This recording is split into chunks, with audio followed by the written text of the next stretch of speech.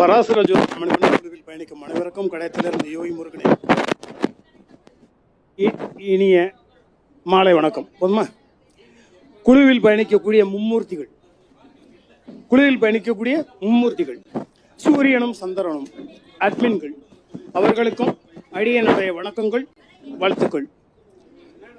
இந்த ஜோதிடத்தை பற்றி குருமார்களுக்கு என்ன பண்ணணும், மாணவர்களுக்கு என்ன பண்ணணும் அப்படின்றத ஒரு டாபிக்காகவே பேச சொல்லியிருக்கோம். கேட்கல ரைட். இந்த குருமார்கள் அப்படின்னு சொல்லும்போது ஃபஸ்ட்டு காலையில் எழுந்திரிச்சு குடிங்க, நேற்று நிறைய ஒரு பட்டையாக போடுங்க, இனிமையாக பேசுங்க. பேசும்போது என்ன ஆகிட்டுக்குன்னா வர்ற கிளைண்ட்டு மனசு நோகாமல் பேசுங்க. இது மனசு நோகக்கூடிய லெவலில் பேசி எந்தவான பிரயோஜனமும் கிடையாது. இது நம்பர் 1. ஒழுக்கம் அப்படின்றத பற்றி நீங்கள் எந்த விதத்துலையும் யார்த்தையுமே பேசாமல் இருக்கிறது ரொம்ப ரொம்ப ரொம்ப ரொம்ப சிறப்பு.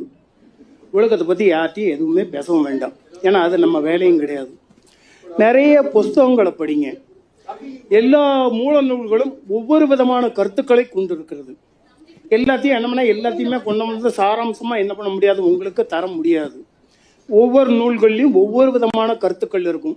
அந்த கருத்துக்களை நீங்கள் தேடி பிடிச்சி எடுத்துக்கிடுங்க, அதை மக்களுக்காக சொல்லி கொடுங்க. ஹார்ஷாக பேசணும் அப்படின்றது அவசியமே கிடையாது. கொஞ்சம் சைலண்டாக பேசிக்கலாம், சிரிச்ச முகத்தோடு இருங்க. அது உங்களுக்கு ஒரு வாழ்க்கையில் ஒரு வெற்றியை தரக்கூடிய ஒரு அம்சமாக மாறும். அடுத்தல நிறைய விஷயங்களை நீங்கள் கைக்குள்ள வச்சுக்கோங்க. ஒரு தொழிலை பற்றி கேட்குறாங்க அப்படின்னாச்சுனாலோ, இல்லை அப்படின்னாச்சுன்னா ஒரு படிப்பை பற்றி கேட்குறாங்கன்னாலோ, இப்போதைக்கு ஏகப்பட்ட படிப்புகள், ஏகப்பட்ட தொழில்கள், அதை பற்றி உங்களுக்கு தெரிஞ்சாதான் நீங்கள் மற்றவங்களுக்கு வழிகாட்ட முடியும். அப்போ நமக்கு நிறைய தெரியணும், அதை நம்ம கொஞ்சமாக என்ன பண்ணிக்கணும், கொடுக்கணும்.